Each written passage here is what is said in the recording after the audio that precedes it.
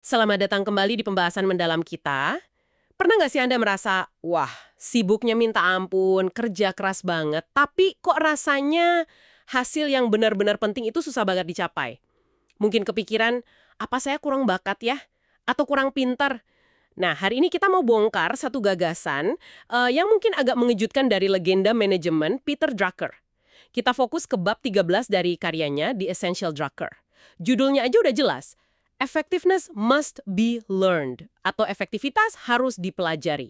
Sumber kita kutipan-kutipan dari bab ini yang sebagian besar sebenarnya dari buku dia sebelumnya The Effective Executive tahun 66.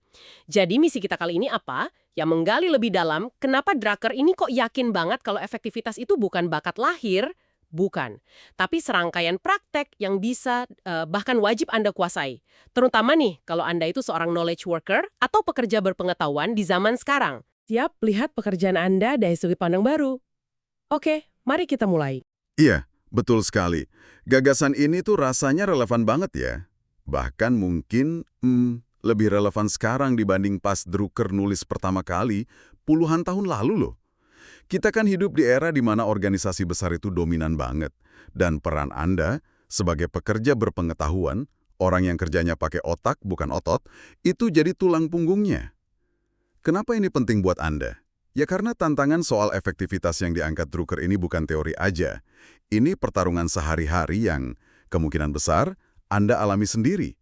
Paham argumen Drucker ini bisa jadi langkah pertama buat keluar dari jebakan sibuk tapi nggak produktif itu. Oke, mari kita langsung bedah inti argumen Drucker.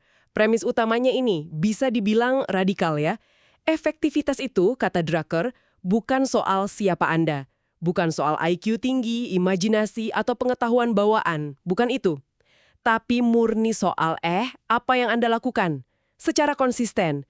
Jadi, ini soal kebiasaan, soal disiplin, soal praktik yang bisa dipelajari, dilatih, kayak belajar naik sepeda atau bahasa baru gitu. Drucker juga lihat ada pergeseran sejarah di sini. Dulu mungkin ya, efektivitas itu cuma penting buat orang-orang di puncak aja, elit gitu. Sedikit sekali ya jumlahnya waktu itu. Iya, tapi sekarang situasinya beda total. Betul. Mayoritas kan sekarang pekerja berpengetahuan, knowledge worker, dan bekerjanya di dalam organisasi. Kalau pekerja manual, katakannya perajin sepatu atau pekerja pabrik, mereka akan menghasilkan sesuatu yang fisik ya. Sepatu, meja, mobil. Jelas outputnya. Nilainya relatif kelihatan. Tapi pekerja berpengetahuan, Anda menghasilkan ide, informasi, strategi, kode komputer, analisis, konsep. Nah, ini semua baru benar-benar bernilai kalau digunakan oleh orang lain. Bisa atasan Anda, kolega, klien, untuk menghasilkan sesuatu yang nyata buat organisasi. Disinilah bedanya. Efektivitas pekerja manual seringkali udah nempel di produknya. Tapi kalau pekerja berpengetahuan, dia harus secara aktif mengupayakan agar outputnya efektif. Nggak otomatis datang gitu aja. Wah, menarik. Drucker bahkan sampai bilang kalau pekerja berpengetahuan itu faktor produksi utama masyarakat modern. Jadi bukan lagi sekedar tangan yang nurut perintah, tapi lebih kayak otak yang diharapkan bisa bikin keputusan penting berdasarkan pengetahuannya. Mereka tanggung jawab atas kontribusi mereka, bukan cuma kepatuhan. Ini beda banget sama era industri ya kan? Drucker pakai contoh yang menarik banget buat gambarin ini. Soal kapten infanteri muda Amerika di hutan Vietnam. Gimana relevansinya contoh ini sama pekerja kantoran zaman sekarang? Contoh itu memang kuat sekali untuk menggambarkan esensi pekerjaan berbasis pengetahuan ya, walaupun konteksnya ekstrim. Kapten muda itu sadar, dia nggak mungkin kasih perintah detail buat tiap situasi tak terduga yang dihadapi anak buahnya di lapangan. Medannya terlalu kompleks, berubah cepat, informasi adanya di bawah. Jadi tugas utamanya bukan kasih perintah rinci, tapi memastikan tiap prajurit tahu tujuan misinya apa dan gimana bertindak efektif kalau ada kejutan. Keputusan taktisnya di tangan prajurit, karena mereka yang punya info real time. Tapi, nah ini penting, tanggung jawab akhir soal sukses atau gagalnya misi tetap di kapten. Ini paralel dengan dunia kerja Anda. Banyak keputusan operasional itu didelegasikan ke pekerja berpengetahuan sesuai keahliannya, tapi akuntabilitas dan dampak strategisnya tetap nyangkut ke struktur organisasi yang lebih besar gitu. Oke, ini membawa kita ke pemahaman yang lebih luas soal siapa sih yang Drucker anggap sebagai eksekutif. Biasanya kan kita mikir eksekutif itu ya CEO, direktur, manajer puncak. Tapi definisi Drucker lebih luas ya. Betul sekali. Buat Drucker, eksekutif itu jauh lebih dari sekedar jabatan formal. Eksekutif itu siapa saja, nggak peduli posisinya di hierarki, yang berdasarkan posisi atau pengetahuannya, diharapkan secara rutin bikin keputusan yang dampaknya signifikan ke kinerja dan hasil organisasi. Ini bisa manajer level menengah, supervisor lini pertama, insinyur senior, analis pasar, spesialis HR, bahkan kontributor individual yang keahliannya krusial banget. Intinya, kalau pekerjaan Anda melibatkan penilaian dan keputusan berbasis pengetahuan yang mempengaruhi arah atau hasil, ya Anda itu eksekutif menurut Drucker. Dan konsekuensinya jelas, Anda perlu belajar jadi efektif. Ini bukan pilihan, tapi keharusan.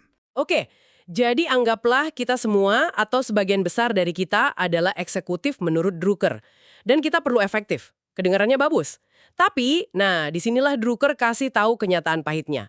Ternyata, lingkungan kerja si eksekutif atau pekerja berpengetahuan ini justru penuh jebakan yang mendorong ke arah inefektivitas.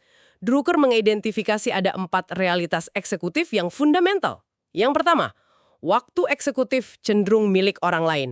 Maksudnya gimana ini? Pengetahuan itu seringnya bukan punya Anda sepenuhnya. Terus-menerus diklaim orang lain, rapat yang nggak bisa dihindari, telepon mendadak, email yang minta respons cepat, kolega mampir nanya sebentar, atasan kasih tugas dadakan. Akibatnya apa? Waktu Anda jadi terpotong-potong kecil.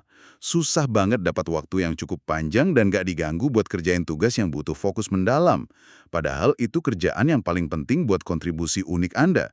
Jadi kayak terus-terusan bereaksi aja, bukan proaktif ngatur waktu sendiri. Wah, itu terasa nyata banget. Lalu realitas kedua, mereka terpaksa terus beroperasi. Maksudnya gimana? Bukannya kerja memang harus beroperasi. Maksud Drucker di sini tuh adanya tekanan konstan buat terus-menerus sibuk sama urusan sehari-hari. Kayak madamin kebakaran kecil, nanganin krisis operasional mendadak, nyelesain tugas rutin. Lingkungan kerja kan seringnya menghargai kesibukan dan respon cepat buat masalah mendesak ya kan? Akibatnya, pekerjaan yang sifatnya fundamental, konseptual, strategis, yang membangun masa depan, bukan cuma jaga kondisi sekarang, itu sering banget kepinggirkan. Anda jadi kejebak di pusaran urgent, dan susah nyisihin waktu buat yang important. Kelihatannya sibuk banget, tapi belum tentu efektif bikin dampak jangka panjang. Jadi, waktu kita diambil orang lain, terus kita didorong sibuk sama urusan mendesak. Realitas ketiga nambah rumit lagi. Efektivitas bergantung pada orang lain. Ini kedengarannya kayak kerja tim biasa, tapi apa jebakannya menurut Drucker? Jebakannya ada di fakta bahwa kontribusi Anda sebagai pekerja pengetahuan, ide Anda, rencana Anda, analisis Anda, itu baru jadi efektif kalau diterima, dipahami, dan digunakan oleh orang lain di organisasi. Bisa atasan yang harus setuju proposal, bawahan yang harus implementasi instruksi, atau rekan kerja di departemen lain yang perlu pakai data dari Anda. Nah, proses supaya output Anda dipakai ini butuh usaha ekstra. Komunikasi intensif, persuasi, koordinasi lintas fungsi, bangun hubungan. Semua ini makan waktu dan energi yang nggak sedikit, mengalihkan fokus dari pekerjaan inti berbasis pengetahuan Anda. Semakin spesifik peran Anda, semakin besar ketergantungan ini. Jadinya, kompleks banget ya jadinya. Dan yang terakhir, realitas keempat, terperangkap di dalam organisasi. Ini menarik, apalagi di era informasi kayak sekarang. Kok bisa kita terperangkap padahal info banyak banget? Justru di situ paradoksnya. Sebagai bagian dari organisasi, Anda lihat realitas internal itu jelas banget. Struktur hierarki, politik kantor, prosedur birokrasi, metrik internal, data operasional. Tapi, pandangan Anda ke dunia luar, tempat pelanggan berada, tempat pasar berubah, tempat kompetitor bergerak, tempat hasil sesungguhnya dicapai, itu sering jadi kabur. Terdistorsi oleh filter internal, atau bahkan nggak kelihatan sama sekali. Drucker bahkan secara spesifik ingetin bahaya informasi komputer. Walaupun canggih olah data, komputer itu cenderung menyajikan abstraksi, terutama data internal yang gampang diukur. Ini bisa malah memperkuat fokus ke dalam dan makin mengisolasi Anda dari realitas pasar dan pelanggan yang sebenarnya. Padahal efektivitas sejati kan diukur dari dampak di dunia luar sana. Jadi 4 realitas ini, waktu terfragmentasi, tekanan operasional, ketergantungan pada orang lain, dan fokus internal, ini bukan sekedar keluhan pribadi ya, tapi kondisi struktural yang nempel di pekerjaan berbasis pengetahuan dalam organisasi. Kayak arus gitu ya, yang terus narik kita ke arah inefektivitas. Tepat sekali. Drucker pakai istilah yang kuat. Tekanan konstan menuju futility atau kesia-siaan. Tanpa usaha sadar dan sistematis buat melawan arus ini, seorang pekerja berpengetahuan yang cerdas dan berdedikasi sekalipun bisa aja berakhir cuma kayak muter roda.